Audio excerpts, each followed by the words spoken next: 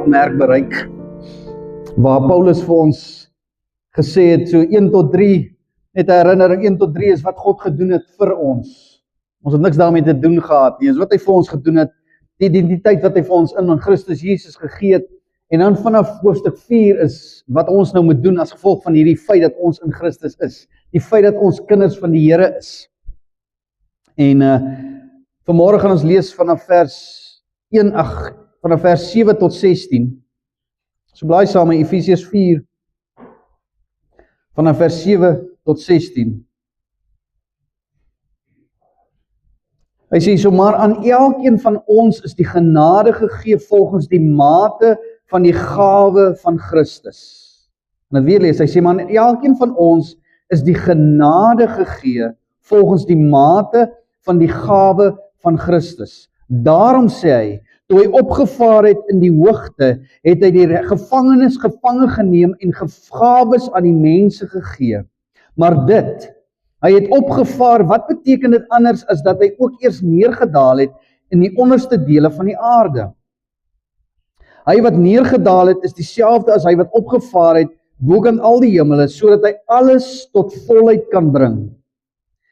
En hy het gegee sommige as apostels, ander as profete, ander as evangeliste, ander as herders en leraars, om die heiliges toe te rus vir hulle dienswerk, tot opbouing van die liggaam van Christus, totdat ons almal kom tot die eenheid van die geloof en van die kennis van die Seun van God, tot 'n volwasse man, tot die mate van die volle grootte van Christus, sodat ons nie meer kinders sou wees nie, wat soos golwe geslinger en heen en weer gedryf word deur elke wind van lering, deur die bedriegerye van mense, deur sleeheid om listiglik tot dwaling te bring. Maar terwyl ons in liefde die waarheid betrag, in alles sou opgroei in hom wat die hoof is, naamlik Christus, uit wie die hele liggaam goed saamgevoeg en saam verbind deur die ondersteuning wat elke lid gee volgens die werking van elke afsonderlike deel in sy mate, die groei van die liggaam bevorder vir sy eie opbouing in liefde. Here en Hemelse Vader, dankie vir hierdie geleesde woord.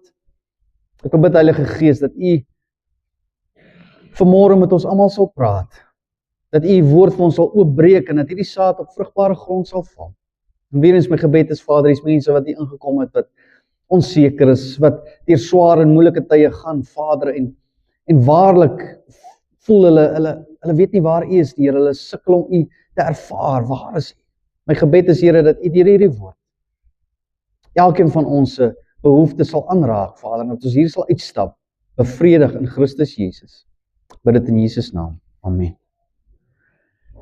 Nou weer eens in Efesiërs 4, vanaf vers 1 tot 6, wat ons laasweek behandel het, het Paulus gesê dat 'n gesonde kerk, 'n gesonde gemeente, dat hy verenig is deur 3 goed.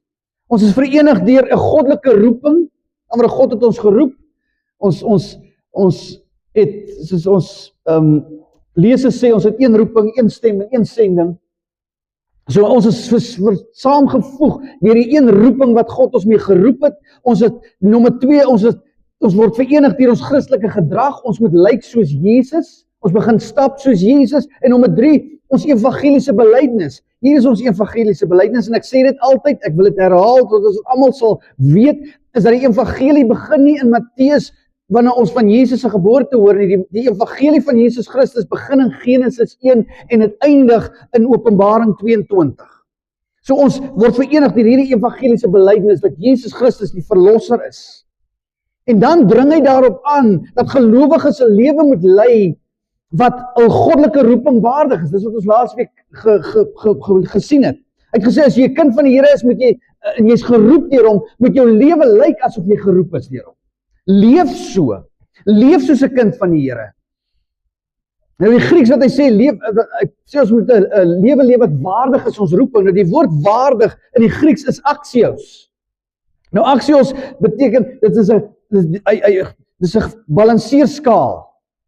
So wat hy sê is dat die maak seker dat jou daaglikse gedrag By die huis, by die werk, hier by die kerk, maak nie saak waar jy is, of mense jou sien of nie sien nie, maak dat jou gedrag, jou lewenswandel, dieselfde weeg, dieselfde gewig het, as die evangelie wat jy verkondig, of wat jy sê, dat ek glo. As jy sê, ek glo in die evangelie van Christus Jesus, dit weeg swaar. So, dan moet jou lewe dieselfde weeg, dis wat hy sê. As hy sê dit waardig, dit is soos 'n weegskaal. So waar is jou skaal? Dis wat Paulus vra vir die Efesiërs. So, en is baie eenvoudig, hoe moet dit lyk? Dit moet lyk soos Jesus Christus. Jesus Christus is die voorbeeld, dit is hoe ons lewens moet lyk.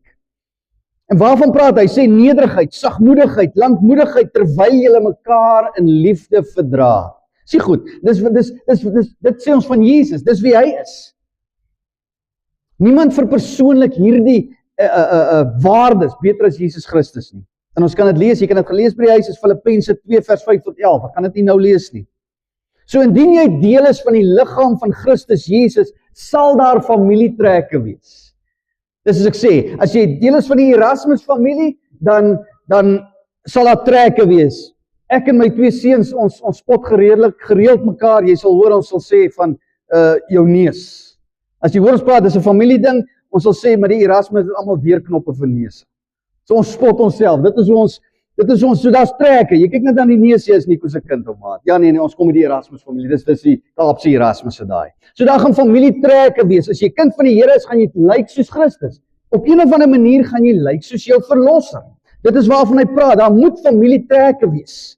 Die wêreld sal sonder twyfel kan weet, dat as hulle na die kerk kyk, die kerk het iets anders, hulle tree anders op as wat die wêreld lyk. En dan as ons na onsself kyk, moet ons ook kan sê, wie wat ons lyk anders, ons ryk anders, ons loop anders as wat die wêreld loop. Daar moet 'n verskil wees. As daar nie 'n verskil is tussen ons en die wêreld nie, dan vra ek weer eens, wat maak die kerk? Waarmee is ons besig? En dis die vraag wat Paulus vir ons vra.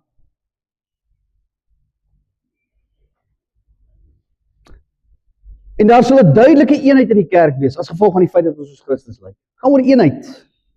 Maar hierdie eenheid beteken nie eendersheid nie. Dis waar ons vanmôre by Paulus kom. Dit beteken nie, ons is almal eenders nie. Ons trek nie dieselfde aan nie, ons eet nie dieselfde kosse nie, ons hou nie van dieselfde goed nie, maar ons is verbind in Christus Jesus. Dis die ding wat ons verbind, is Christus Jesus.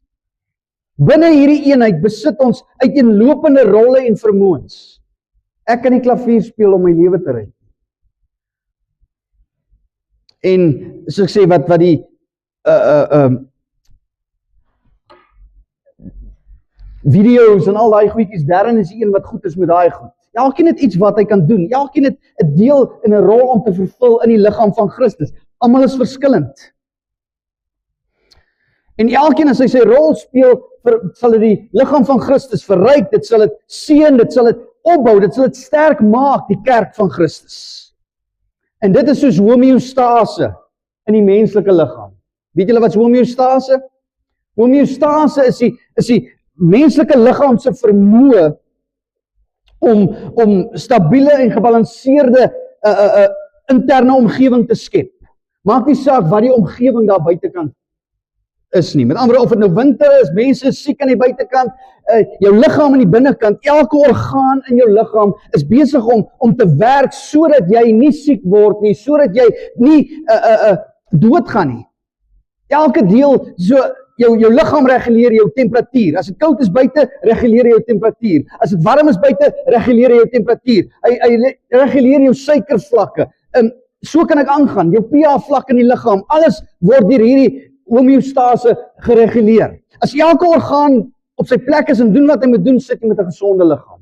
As jy dit nie het nie, as jou liggaam nie homeostase het nie, dan is jy siek. Meeste siektes wat ons vandag daar buite kan sien, is, jy kan maar gaan kyk, die oorsaak is iewers in jou liggaam is daar nie homeostase nie. Iewers is 'n orgaan of iets in jou liggaam wat nie werk of doen wat hy veronderstel is om te doen nie. Jy kan enige siekte gaan kyk daar buitekant. Iewers is iets fout. So in die volgende skrifgedeelte, dit wat ons nou gelees het, kom Paulus en hy sê, wie wat, hier is die kerk as liggaam van Christus, en hier is hoe die liggaam van Christus moet werk, sodat daar homeostase in die liggaam van Christus is, sodat hierdie liggaam van Christus gesond kan wees, vir homself kan sorg. Paulus sê dat binne in hierdie een liggaam, het elke gelowige 'n gawe. Die woord wat daar eintlik staan in die Grieks en in ons vertaling is genade. Elkeen het 'n genade ontvang, 'n gawe ontvang. En weer eens, dit is nie reddende genade nie. Romeine 6 vers 23 praat van reddende genade, maar hierdie is genade om te dien. Dis waarvan hy praat. Hy sê, julle het elkeen genade ontvang, julle het 'n gawe ontvang om te dien in die liggaam van Christus. En weer eens, ons dink nou, is nie reddende genade nie, dis genade om te dien, maar ek dink nie, jy kan die twee skei nie. As jy gered is, jy het reddende genade ontvang, het jy genade ontvang om te dien, die twee hardloop saam. As jy kind van die Here is, moet jy dien. Dis wat die skrif van vandag vir ons sê. Jy het 'n plek om te vervul, jy het 'n rol om te vervul in die liggaam van Christus. Paulus kon net sowel gesê, daar kon net sowel gestaan het, aan elkeen van ons is 'n bediening gegee. In 3 vers 8 het Paulus gesê, genade is vir hom gegee om die evangelie aan die heidene te gaan verkondig. Dis genade wat vir hom gegee is. Hy was diensbaar om dit te gaan doen. God het genade, so het God genade aan elke gelowige gegee om te dien in die liggaam van Christus. Jy moet dit weet. En hierdie verskillende gawes het Christus Jesus 'n prys gekos. Dis wat die skrif vanmôre vir ons hier sê. Die feit dat ons kan dien, ek kan agter by die rekenaar sit, ons kan nie voorsing, ons kan die musiekinstrumente bespeel, ons het blomme mooi gemaak, ons het daar agter reg gemaak vir om iets te eet na die tyd, die koffie is reg gesit, die gebou is skoon gemaak, elkeen het 'n plek om te dien. So dis 'n genade wat vir ons gegee is. En hierdie genade het vir Jesus 'n prys gekos om dit te kon doen.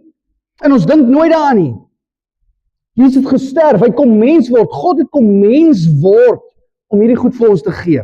Nou in vers 8 haal Paulus Psalm 68 aan, en ek gaan dit nie nou lees nie, jy kan dit by die huis gaan lees. Psalm 68 is 'n oorwinningslied.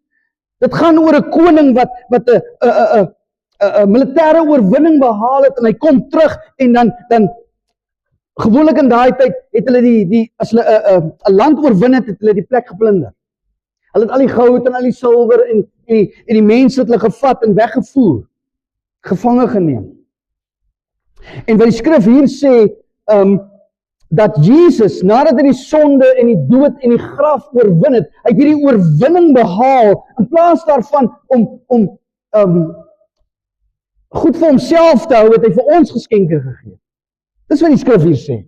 Hy het hierdie oorwinning behaal, en hy gee hierdie buit, gee hy vir ons. Hy gee hierdie genade vir ons.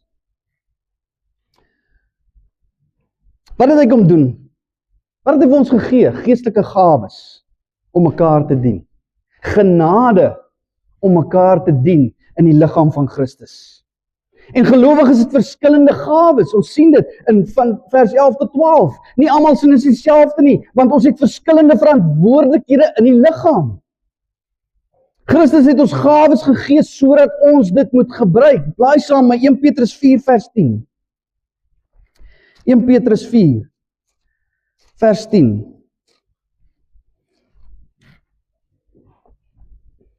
Hy sê hierso, na mate elkeen 'n genadegawe ontvang het, moet julle mekaar daarmee dien soos goeie bedienaars van die veelvuldige genade van God. Ons moet mekaar daarmee dien. Dis vir jou gegee as wedergebore kind van die Here, en ons moet mekaar daarmee dien. Almal het dieselfde waarde in die liggaam van Christus. Niemand is beter as die ander ene nie, maar elkeen het 'n verskillende rol om te speel. Ons het nie almal dieselfde rol om te vervul nie. Sommige het gawes van bemoediging, ander het gawes van administrasie, ander het weer gawes van gasvryheid. Nou in die menslike liggaam kan 'n hart nie doen wat die hand doen, en andersom. Jou niere kan nie doen wat jou spiere doen nie, en andersom. En jou brein kan nie doen wat jou vel doen nie. Dit werk net nie so nie, maar as elke gedeelte in jou liggaam sy rol vervul, doen wat hy veronderstel is om te doen waarvoor hy gemaak is om te doen, is daar homeostase in die liggaam. Jou liggaam is gesond. En net so in die liggaam van Christus Jesus, hier waar ons vanmôre as kinders van die Here by mekaar kom en sê, ons is lidmate van die liggaam van Christus, hier by AGS Sannieshof, het jy 'n rol om te vervul. So as elkeen doen wat hy doen, dan dra dit by tot 'n gesonde liggaam hier by AGS Sannieshof. Ons het almal verskillende funksies om te vervul, sodat ons 'n gesonde en effektiewe gemeente kan wees. Dis die punt, dis wat van Paulus hier praat. In vers 7 sê hy, dat daar's gawes aan die mense gegee. God het gawes aan mense gegee, vers 7. Maar in vers 11 sê hy, daar word 'n mens as gawes aan die kerk gegee. Sien jy wat sê? Hy gee vir ons gawes, maar die mens self is ook 'n gawe aan die kerk. Vers 11. As ontvangers van God se genade is die kerk gawes aan mekaar. Die mens is gawes. Jy's 'n gawe aan my, ek's 'n gawe aan jou. Dis wat hy sê. Daarom het God in die kerk leiers gegee. Soos ek sê, die skrif sê dat die leiers is 'n gawe aan die gemeente om die heiliges toe te rus om hulle rolle te vervul. Jy moet jou rol vervul en hy sit leiers daar sodat die leiers kan help dat jy jou rol vervul, jou plekjie in die liggaam kan kry en dit vervul. Wees wat jy veronderstel is om te wees in die liggaam van Christus. Nou Paulus noem hulle apostels, profete, evangeliste, herders en leraars. Nou ek kan jou daar besig hou net met daai gedeelte, maar ek gaan nie daar stop nie. Hy fokus, wat ek net wil sê is hy fokus op die wat die evangelie kan verkondig, die woord van God kan leer aan die gemeente en God se mense kan oplei. Dit is wat hy hier sê. My mense moet opgelei word om hulle rolle te vervul in die liggaam en daarom gee ek leiers as 'n gawe. So die leiers is 'n instrument in God se hande wat gebruik word vir heiligmaking. Deel daarvan. Hebreërs 13 vers 7.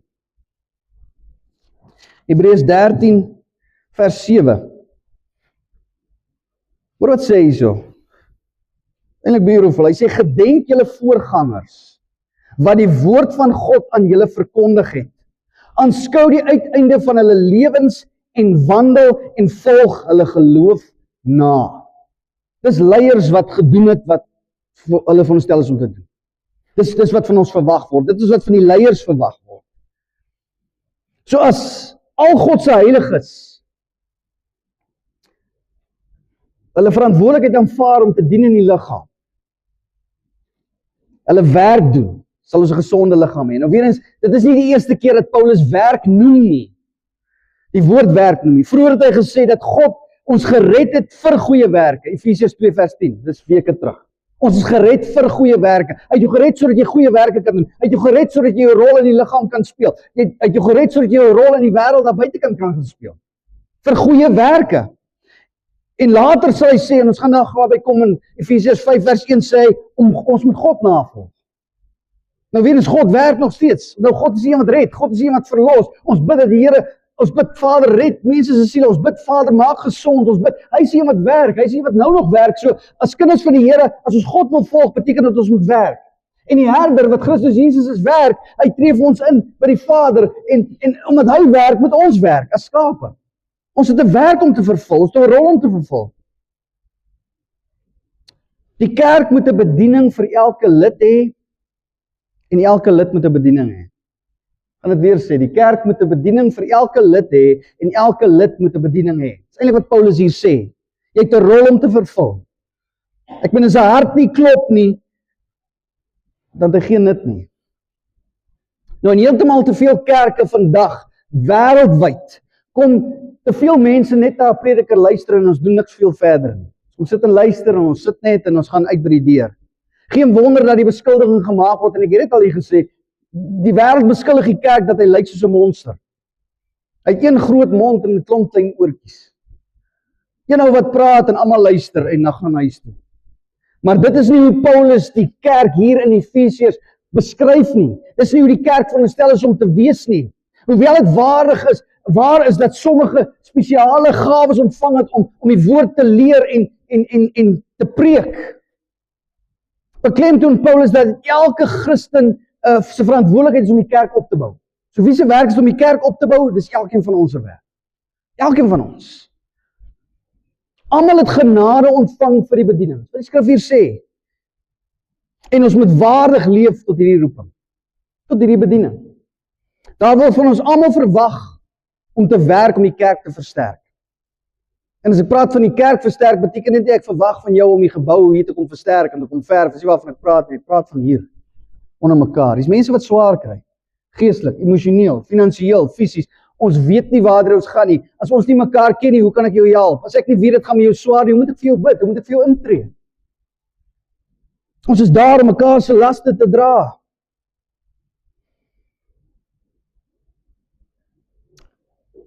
So, slegs as elke persoon sy roeping vervul, sal die kerk sterk wees. Dis die groot ding. Sommige stel voor dat hierdie genade, hierdie gawe, is 'n nuwe kapasiteit vir diens wat jy kry die oomblik wat die Here jou siel red. So, ek het dit nog nie gehad nie, en die oomblik wat die Here my siel red, toe gee hy nou vir my hierdie gawe. So, in ons gedagte is dit, dat ek moet dit eers ontdek, en dan moet dit uitgeoefen word. Die argument is dat hoewel 'n gawe nie dieselfde is as 'n talent wat ek gekry het by die Here nie, ontdek ek dit soos ek 'n talent ontdek. Ek moet eers aangetrokke tot dit voel, en dan bestudeer ek dit. So ek sien daai talent, ek wil dit hê, nou bestudeer ek dit, ek probeer dit, ek ontwikkel dit, en dan eers beoefen ek dit. Maar hierdie benadering is naïef. Dis nie wat die Bybel vir ons sê nie. Dis nie die Bybelse begrip van hierdie gawes nie. Trouwens, dit is selfgesentreerd, want ek wil vir die Here voorskryf hoe om te werk. Here, ek hou nie van dit nie, ek hou nie van dit nie. Kom ek sê vir julle, vir die van julle wat dit nie weet nie, ek staan hier voor en ek is eintlik 'n introvert. Al glo julle my nie. Die mense wat my ken weet, ek sal maklik wegraak in 'n skare en daar in die hoekie gaan sit. Nie oor ek bang is, ek is 'n introvert. Ek staan hier elke keer voor ek hier opkom, is ek bang. Ek is benoud om met mense te praat. Ek staan hier nie oor ek hou van preek en voor mense praat nie, inteendeel. Ek staan hier in opdrag van God. Uit my bemagtig. Ek weet ek kan nie hier voor staan in my eie mag nie, want die oomblik wat ek in my eie krag en mag hier staan, gaan ek opmors. Dis 'n gawe van God om hier te staan. Die Nuwe Testament vra ons nooit om gawes te identifiseer nie. Nou weer eens ons het daai klein blaadjie daar agter net om te help. Waar kan ek dien? Hier is die volgende goed. So ons het hierdie goeders om jou te help.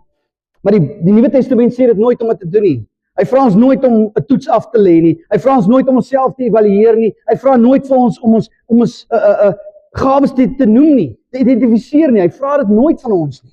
In plaas daarvan beveel die skrif eenvoudig dat ons moet dien. Wees beskikbaar om te dien. Met watter genade en watter geleenthede die Here ook al oor ons pad bring. Wat hy oor ons pad bring, wees bereid om dit te doen. Die Nuwe Testament praat van ten minste 6 kategorieë gawes.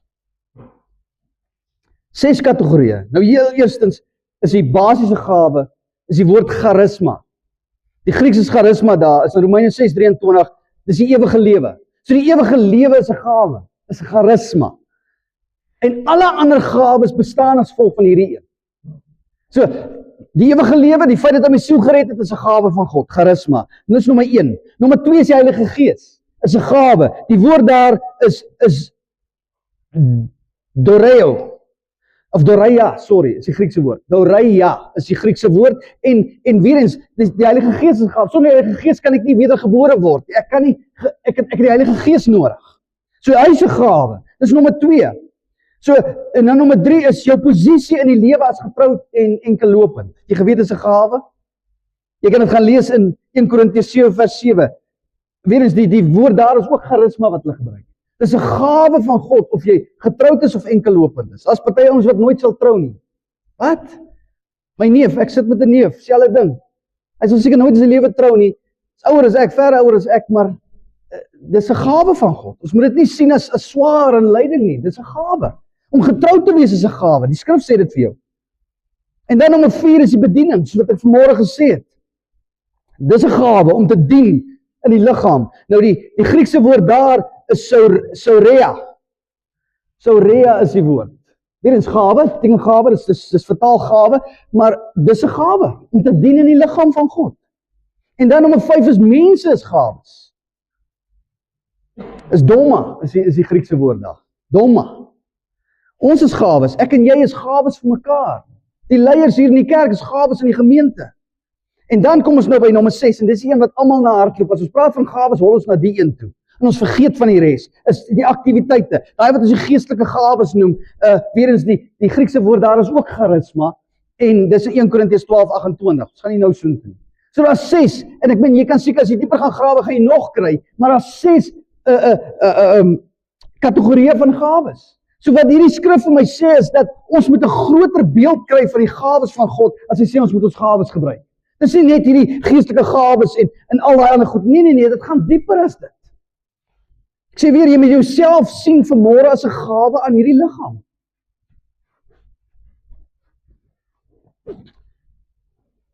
Die parallelisme wat Paulus gebruik in 1 Korintiërs 12 vers 4 tot 7 wys dat die gawe dieselfde is as 'n werk of 'n bediening. Kom ons lees dit. 1 Korintiërs 12 vers 4 tot 7. 1 Korintiërs 12 vers 4 tot 7. Hy sê dat daar is wel verskeidenheid van genadegawes, maar dit is dieselfde Gees. En daar is 'n verskeidenheid van bedieninge en tog is dit dieselfde Here. En daar is 'n verskeidenheid van werkinge en tog is dit dieselfde God wat alles in almal werk. Maar aan elkeen word die openbaring van die Gees gegee met die oog op wat nuttig is. Nou hierdie openbaring is nie, ek het al mense gehoor wat hierdie skrif die heelheid verband uithaal, die openbaring van die Gees en skielik het ek 'n openbaring, dit is nie waarvan hy praat nie. Die Grieks is nie, die Grieks gaan kyk, hy sê, ek gee vir elkeen, as jy my kind is, gee ek vir jou 'n openbaring. Wat beteken dit? Ek gee vir jou 'n gawe. Die Heilige Gees gaan anders manifesteer by elkeen. Jy's gered, maar jy is 'n bidder. Ek sit dit in jou, ek wil hê jy moet bid. Almal moet bid, maar jy het 'n spesiale, jy's een wat kan gaan bid en deurdruk en sê, Here, ek stop nie voor U nie ingegryp het. So in elkeen is hierdie genade gegee om te werk en te dien. 'n Gawe is eenvoudig die manier hoe die Heilige Gees deur jou werk. En jy moet dit sien vanmôre. Dis wat hy sê. 'n Gawe is die manier hoe die Heilige Gees op 'n dag en datum deur jou werk in die liggaam van Christus. En hy doen dit om goed te doen aan die mense om jou en aan die liggaam van Christus, om die liggaam van Christus op te bou. Dis hoekom hy dit doen. Gevolglik moet niemand aanvaar dat 'n gawe permanent is nie. Dis nie joune nie, dis God se. Syne. Gawe is nie 'n lewenslange besitting nie. In Efesiërs 4 vers 11 word sekere leiers as gawes aan die kerk beskou. Ons het dit nou gesien. Maar eintlik is dit waar van alle Christene. Jy's 'n gawe, ek gaan dit weer herhaal, jy's 'n gawe aan die liggaam van Christus. Almal het genade ontvang en almal is verantwoordelik om die liggaam van Christus op te bou. Homeostase. Nou soos die Heilige Gees deur elke persoon werk, word elkeen 'n gawe aan die liggaam. Dit kan musiek wees, dit kan agter by die sonnaarskool wees, dit kan wees om lekker kos te maak, hoe jy ook al jou deur oop te maak, jou huis oop te maak vir iemand om daar te kom oorbly. Dis 'n gawe van God. So wees beskikbaar. Dis eintlik wat ek wil sê. Moenie jouself gering ag en ek kan niks doen nie en ek is nie veel werd nie. Dit is nie dit nie. In Woester, toe ons by Woester Baptist Church was, net voor ons hiernatoe gekom het, was daar 'n oomie, oom Errol. En toe oom Errol oorlede is en ons sy begrafnis gehou het almal, mense het uit rolbal gespeel en maar almal het hy was nie eens lank in die dorp nie, hy kom uit Natal uit. Hy was seker 2 jaar wat hy daar was en hy het soveel mense aangeraak net met wie hy is as kind van die Here, oom Errol. Fantastiese mens.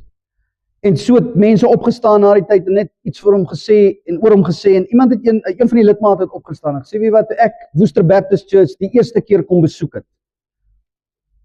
Hy sê en wat my die keuse gemaak het om terug te kom, om weer te kom besoek. En wat uiteindelik die keuse gemaak het om 'n lidmaat te word van Woester Baptist Church. Was nie die prediking nie, dit was nie die lekker kos na die tyd en die koffie nie, dit was nie die lekker geselskap na die tyd nie, al daai goed was wonderlik. Hy sê, maar die feit, toe hy die eerste keer daar instap by Woester Baptist Church as 'n vreemdeling, onthou dus, as jy 'n vreemdeling in 'n plek instap, wat maak ek? En hier toe hy by die deur kom, staan oom Errol by die deur en hy verwelkom hom. Hy verwelkom sy gesin. En hy sê, oom Errol het net 'n manier gehad, hoe hy hulle welkom laat voel, tuis laat voel, al is hulle vreemdelinge. Hy sê, hy het lidmaat geword daar as gevolg van oom Errol wat hom gegroet het en welkom gegee het. So eenvoudig soos dit. So eenvoudig soos dit. Dit hoef nie 'n groot ding te wees dat die Here deur jou werk nie. Klein goedjies. Die gevolg is dat die kerk se eenheid en diversiteit. Met ander woorde, ons is een in dit wat ons glo en die diversiteit dit wat die Here vir ons gegee het. Ons werk in almal verskillende rolle, ons werk en dink op verskillende maniere. As hierdie goed saamwerk, kry ons volwassenheid in die liggaam van Christus. Dis wat Paulus hier sê. So Paulus kontrasteer in vers 13 'n volwasse man met kinders in vers 14. So wat hy eintlik wil hê is, hy sê, luister, julle as kerk, julle as kinders van die Here moet geestelik groot word. Word groot. Dis wat hy sê. Hy maak dit duidelik dat terwyl jy dien, in vers 12, jy tot volwassenheid groei. Wil jy maar dit sien? Terwyl jy dien, groei jy in volwassenheid. Nou weer eens, in die kerk is daar hierdie idee dat jy moet perfek wees, jy moet alles kan doen voordat jy in die liggaam kan dien. Paulus sê, nee, jy begin, soos jy inkom, as 'n nat, nuwe, pasgebore kind van die nuwe kind van die Here, kom jy en jy kan dien in die liggaam van Christus. En soos wat jy dien, groei jy. En soos wat jy groei, groei die liggaam saam met jou. Dis soos in diensopleiding. Jy hoef nie perfek te wees om te dien nie. Jy daag op en sê, Here, hier is ek. Heilige Gees, werk deur my, gebruik my waar U my nodig het. Hoewel ons versigtig moet wees om sommer net leiers aan te stel. Jy stel nie leiers net vinnig aan. En die Paulus waarsku jou duidelik daaroor. Moet ons erken dat geestelike groei is nie net 'n intellektuele of 'n boekekennis nie. Jy kan hier sit en jy groei geestelik nie. Nee, daar's meer as dit betrokke. Jy moet dien. Dis wat Paulus sê. Terwyl jy dien, groei jy geestelik. Diens in die liggaam is 'n middel tot groei tot volwassenheid. En dan noem Paulus 4 eienskappe wat gebeur in 'n geestelike beginsels wanneer die kerk van die Here werklik groei, wanneer elkeen sy deel doen. Nommer 1 is gelykvormigheid in Christus, vers 13. Die uiteindelike beeld van volwassenheid is Christus Jesus. As jy wil weet hoe lyk 'n volwasse Christen, kyk na Jesus Christus. Christus, hy sê, ons moet kom tot die volheid van Christus. Nou daai woord volheid is 'n uitdrukking van voltooiing, van vervolmaaktheid. En ek sê weer, ons gaan volmaak wees wanneer daai hemel oopskeer en Christus terugkom. Die skrif sê dat dan gaan ons wees soos wat hy is, maar hy's besig om ons te mold en te vorm, ons groei na die beeld van Christus, soos wat ons dien. Soos wat ons die woord leer ken. Ons doelwit is om soos Jesus te wees. Dis ons doelwit. Om daardie karaktereienskappe wat ons van gelees het in vers 2 tot 3, laasweek. Ons wil dit hê. Ons behoort individueel en gesamentlik te smag na geestelike volwassenheid. Ons moet daarna verlang. So dis nommer 1 is gelykvormigheid aan Christus. Nommer 2 is stabiliteit in God se leerstellings. Dis vers 13 tot 14. Paulus sê dit is noodsaaklik om te groei in die kennis van die waarheid. Ons moet groei in die kennis van die waarheid. Vers 13, hy sê, groei in die eenheid van die geloof en groei in die kennis van God se seun. Dis in jou intellek en in jou hart. Jy kan dit gaan lees in Filippense 3 vers 10, ek gaan nie nou daar nie. Vers 14, sê hy, moenie meer soos klein kindertjies wees nie, wat hier elke wind van lering rondgegooi en rondgeslinger en rondgewaai word nie. Vals leerstellings. Kinders is goed gelowig. Ek 'n kind glo enige ding. Iemand het eendag vertel hoe sy ouer broers vir hom gesê het, luister, jy kan nie piesangs eet nie. Jy gesien as jy 'n piesang oopsny, is daar sulke klein kolletjies in die binnekant. Jy het dit al gesien? Nou die ou se ouer broers het vir hom gesê, luister, as jy daai piesang sien jy daai kolletjies daar. Nou hierdie piesang was op 'n stadium 'n spinnekop. Daai swart kolletjies wat jy daar sien is die spinnekop se bene wat so gegaan het. En hierdie piesang rondom is gemuf, man. Dit is nie reg nie. Nodig is om te sê, hy wou nie piesangs eet daarvan af. Kinders glo hierdie goeders. Vandag weet hy beter. Maar dis die punt, dis wat hy sê, moenie soos 'n kind wees wat weggerokkel word van die waarheid van God se woord af. Jy moet volwasse word. En om te weet dat iets vals is, moet ek die waarheid ken. Johannes 14 vers 6. Johannes 14 vers 6.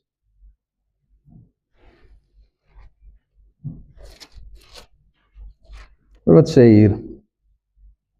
Hy sê, Jesus antwoord hom, ek is die weg en die waarheid en die lewe. Niemand kom na die Vader behalwe deur my nie. As jy die waarheid wil ken, Jesus is die waarheid. Die evangelie is die waarheid. Ken die woord van God, dis die waarheid. Galasiërs 1 vers 8 tot 9. Galasiërs 1, vers 8 tot 9.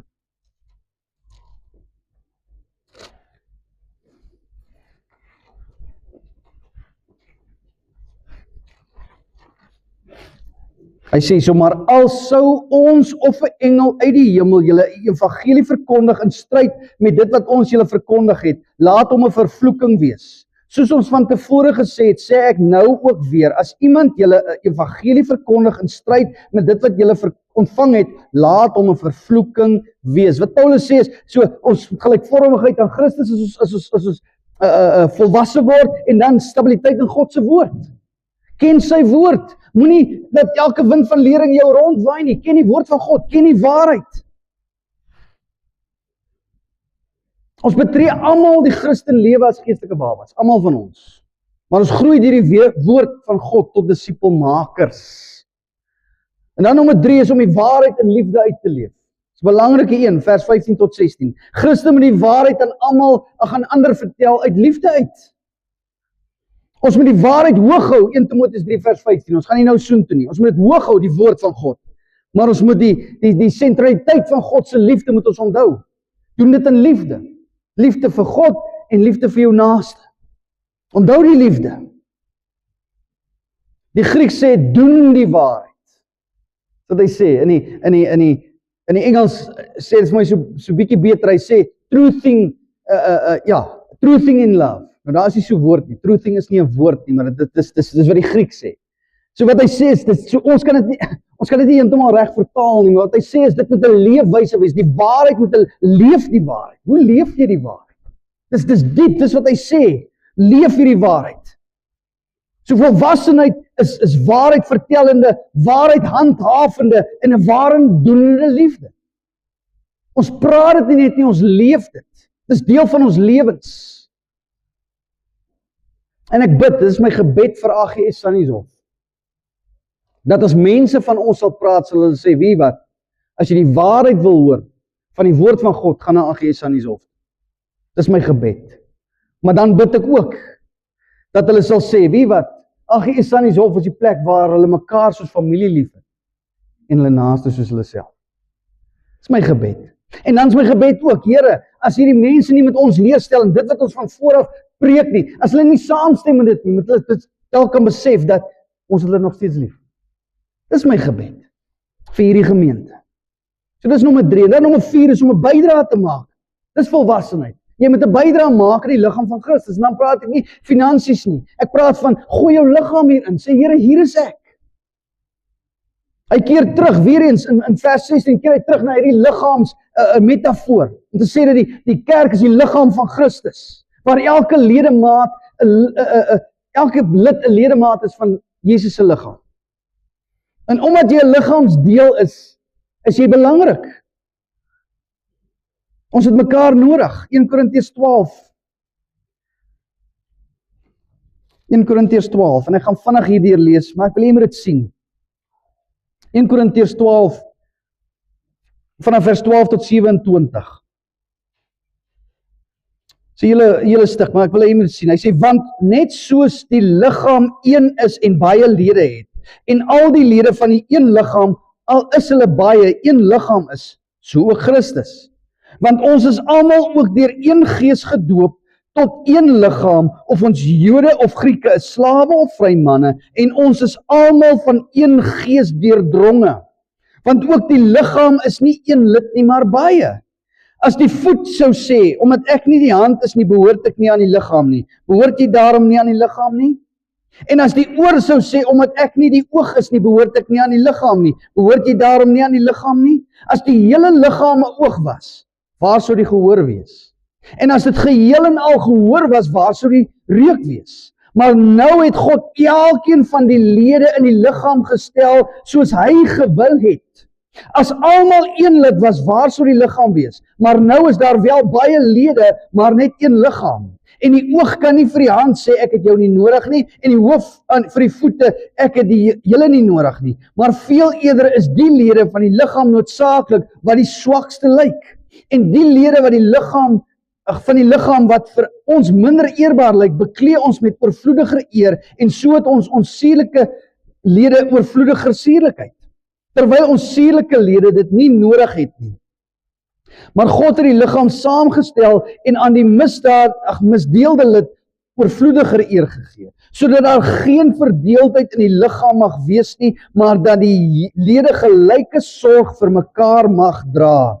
En as een lid ly, ly al die lede saam. En as een lid geëer word, is al die lede saam bly. Maar julle is die liggaam van Christus en lede afsonderlik. En God het sommige in die gemeente gestel, in die eerste plek apostels en tweede profete en derde leraars, daarna kragte, daarna genadegawes van gesondmaking, helpers, regeringe, allerhande tale. Almal is tog nie apostels nie, almal is tog nie profete nie, almal is tog nie leraars nie, almal is tog nie kragte nie.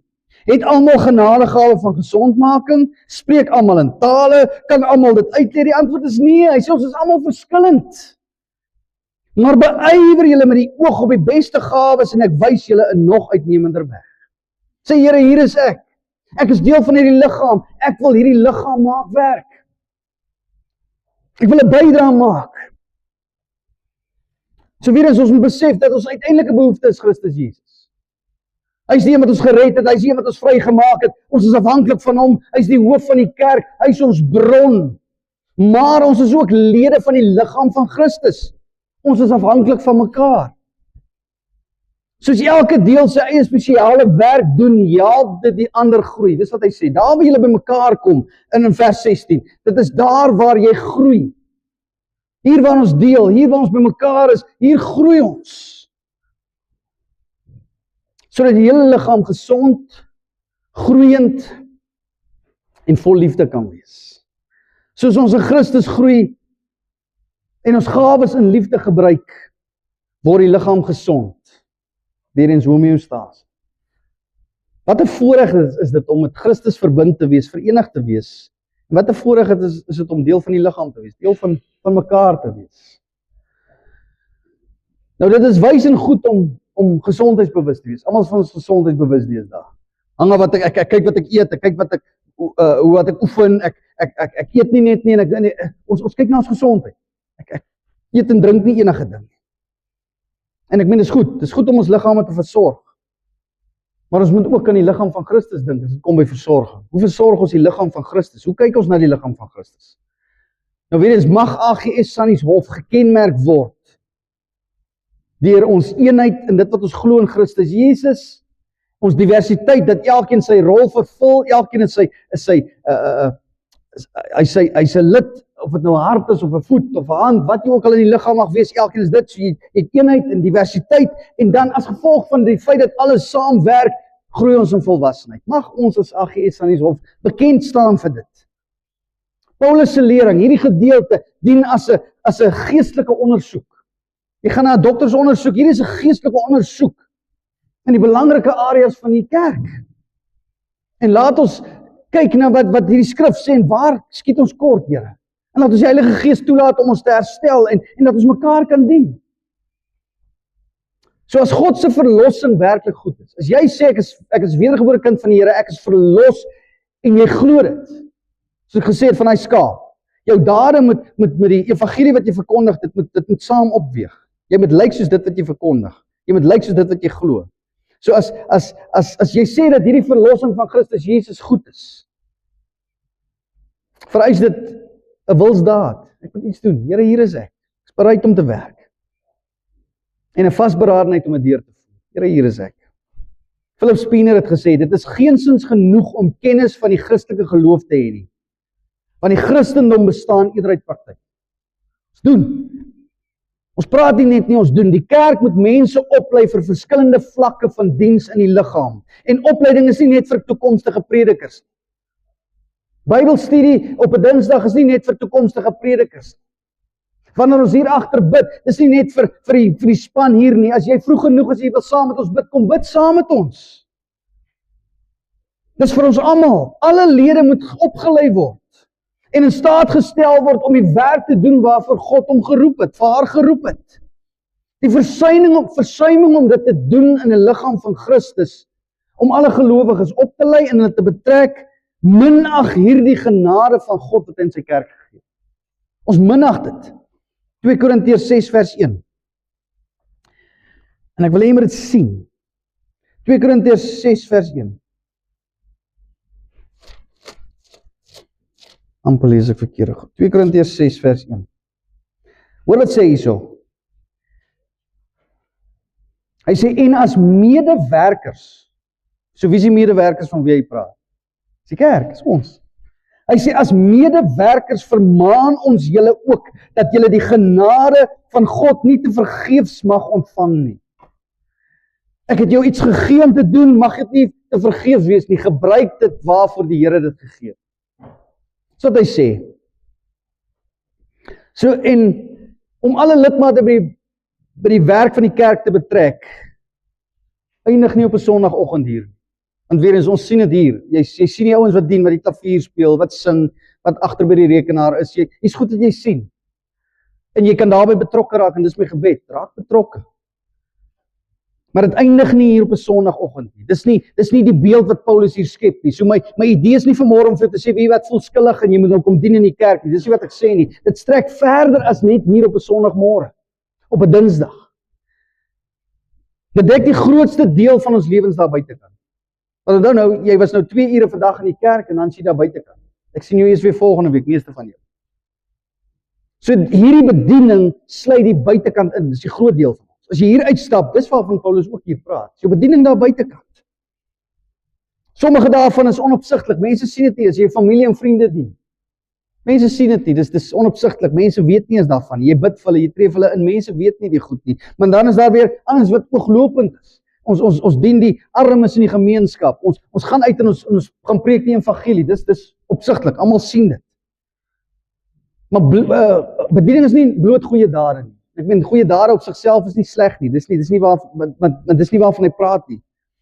Die goeie dade waarvan hy hier praat is die uitleef van die evangelie van Christus Jesus om die liggaam op te bou. En weer eens wat ek het vorige week het ek die skrif gebruik wat hy sê, werk jou eie heil uit. En weer eens die punt is nie wat hy hiervan praat nie, hy sluit dit aan. Is nie jy met jou eie verlossing bewerkstellig nie. Jy moet 'n goeie lewe lei en nou word jy gered omdat jy goeie take gedoen het. Ek sê weer, jy word uit goeie werke gered, maar dis nie jou eie nie. Dis Christus in die kruis van Golgotha. So wanneer hy sê is, jy moet jou eie heil uitwerk, beteken dit die verlossing wat binne in jou is, omdat jy 'n kind van die Here is, dis jou identiteit. Dit wat hy aan die binnekant van jou gedoen het, moet jy nou uitleef. Dis waarvan hy praat. Wees dit wat jy sê jy is. Leef dit uit.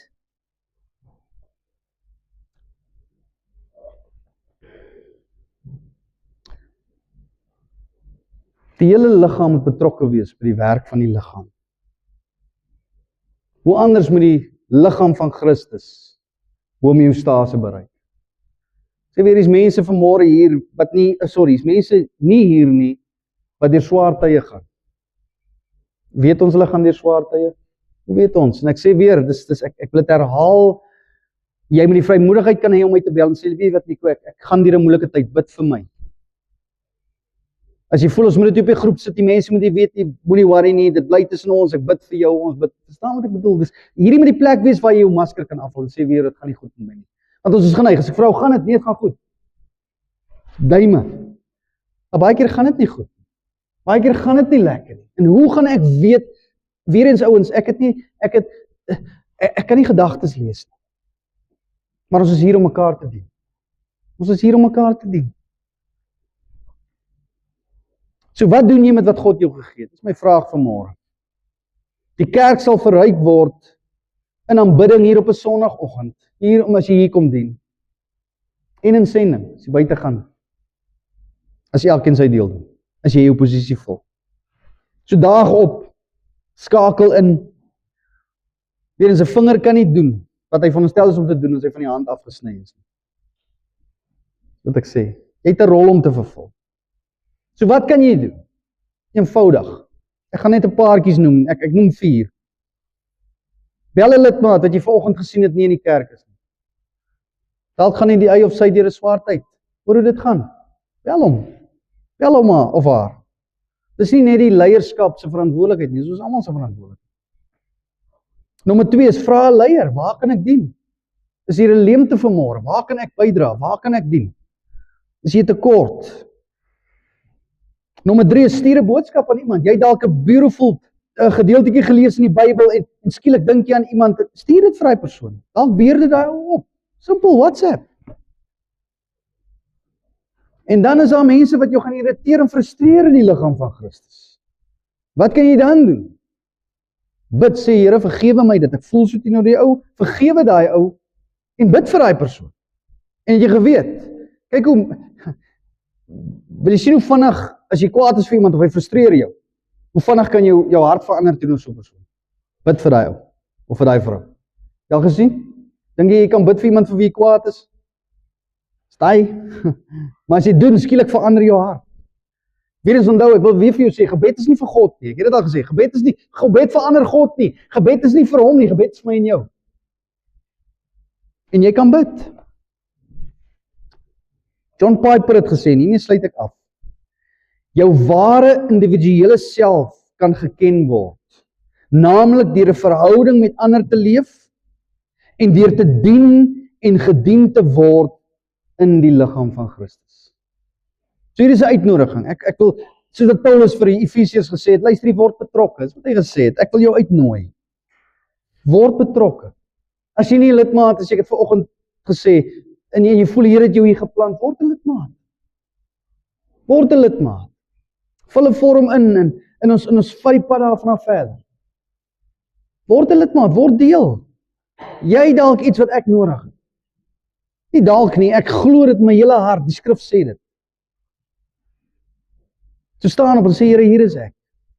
Gebruik my. Werk deur my. Maak nie saak hoe nie. Want ek sê weer, party van ons is veronderstel om predikers te wees, maar ek is nie 'n prediker nie, ek kan nie. Ek is bang om vir mense te praat.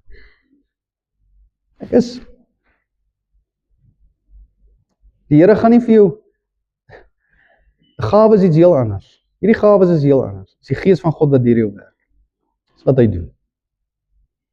Nie iets waarmee ek altyd goed is nie. Maar hy gee vir ons die vermoë.